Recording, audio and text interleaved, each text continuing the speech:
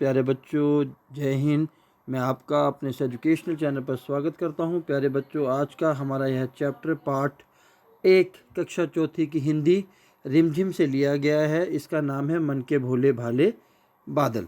तो प्यारे बच्चों, पाठ को शुरू करने से पहले, ठीक है, ये कविता है, बहुत ही अच्छी कविता है। इस कविता को शुरू करने से पहले सबसे पहले इस कविता के नाम पर यानी कि शीर्षक पर हम बात करेंगे।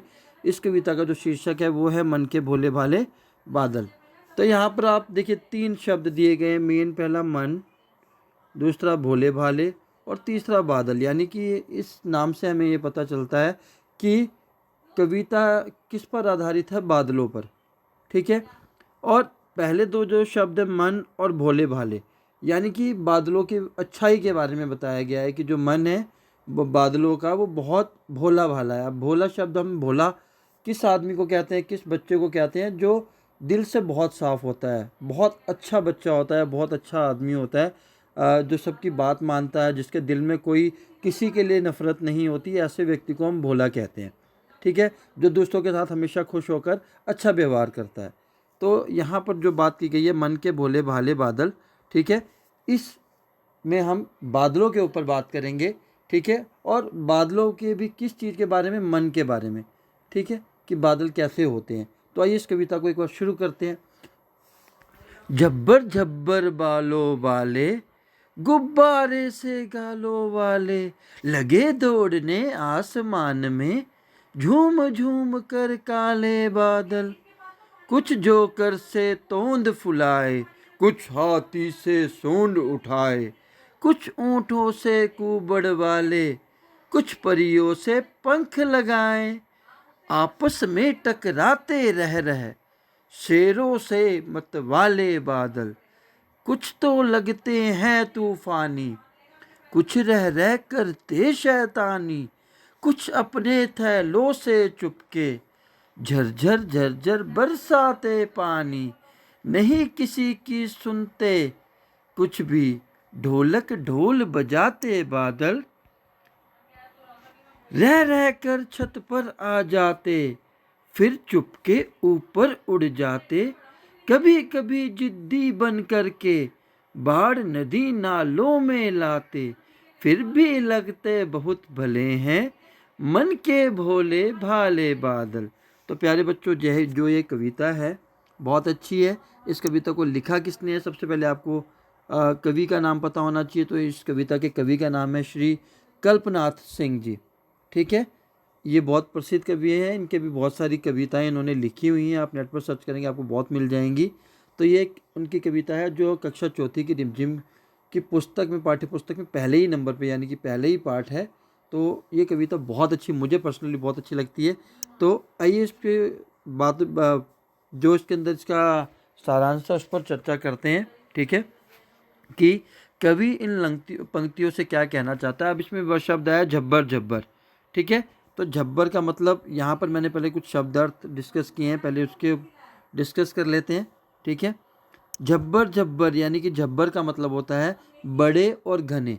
ठीक है। तो बादलों के बाल कैसे होते हैं? बड़े और घने बाल हैं। अब घना किसे कहते हैं? जो बहुत ज़्यादा हों। ठीक है। अब कुछ चीज़ें ऐसी होती हैं, जैसे आप बालों को देखोगे तो बीच में किसी का गंजपन दिखाई देता है, वो घने नहीं होते। अब कुछ लोगों के बाल इतने ज़्यादा घने होते हैं कि सर के अंदर का हिस्सा नहीं दिखता, तो ऐसे बालों को हम घना कहते हैं। तो बादलों के बाल कैसे हैं? बड़े और घने हैं, जैसा कि आप इस पिक्चर में देख सकते हैं। ठीक है। दूसरा है तोंद। तोंद किससे कहते हैं? बाहर की तरफ निकला हुआ पेट। ठीक है। मान लो कोई आदमी है, ऐसे ही खड़ा हुआ है, अब उसका पेट ऐसे निकला हुआ है, तो इसको हम कहते हैं तोंद। ठीक है। यानी कि जो मोटा आदमी होता है, जिसका पेट अलग से दिखाई देता है फुटबॉल की तरह, उसको हम कहते हैं तोंद। कुबड़, जीभ का ऊपर उभरा हुआ हिस्सा। जीभ यहाँ पर हमारी ये वाली जीभ नहीं है। जीभ हम जो चल फिर सकते हैं, जानवर या कोई भी ऐसी चीज़ जो एक जगह से दूसरी जगह जा सकती है, जैसे इंसान, जानवर। ठीक है। जैसे ऊँट के पीछे कुबड़ निकला होता है ऊपर पीठ पर, जिसको हम कहते हैं, उसे कहते हैं कुबड़। ठीक है। अब इंसानों के पीठ पे कहिए कि पीठ बाहर की तरफ निकली होती है, उसको कहते हैं कुबड़। इसलिए लिखा हुआ है किसी भी जीव का उभरा हुआ हिस्सा, यानी कि बाहर की तरफ निकला हुआ हिस्सा। मतवाला, मस्ती में रहने वाले। ठीक है। कुछ लोग हमेशा मस्ती में रहते हैं, कुछ भी होता रहे उनको कोई फ़र्क नहीं पड़ता, वो हमेशा खुश रहते हैं, तो ऐसे आदमी को हम कहते हैं मतवाला। शैतानी आप सभी को पता है, आप करते हैं, तो शरारत करने वाले को हम शैतानी करना कहते हैं। जिद्दी, मैं तो यही खाऊंगा, इसके अलावा मैं कुछ नहीं खाऊंगा, मुझे पकोड़े खाने तो पकोड़े खाऊंगा, ये करेला मैं नहीं खाऊंगा। तो ऐसी हट को हम क्या कहते हैं? जिद्दी। उसका अर्थ होता है हटी। भले मतलब अच्छे, ठीक है। भोले भाले हैं, भले भले मतलब अच्छे, भोले भाले अच्छे मन के, जिसका मन अच्छा होता है, मैंने पहले ही बताया, उसको हम कहते हैं भोले भाले, ठीक है। तो इस कविता के अंदर कवि ने पूरी बादलों के बारे में बताया कि झब्बर झब्बर बालों वाले, गुब्बारों से गालों वाले, कि जो बादल हैं उनके बाल कैसे बड़े और घने हैं, ठीक है। और उनके जो गाल है वो कैसे? गुब्बार जैसे, गुब्बारे जैसे। गुब्बारे कैसे होते हैं? फूले हुए होते हैं। तो बादलों के गाल भी कैसे हैं? फूले हुए हैं, ठीक है, बाहर की तरफ निकले हुए हैं।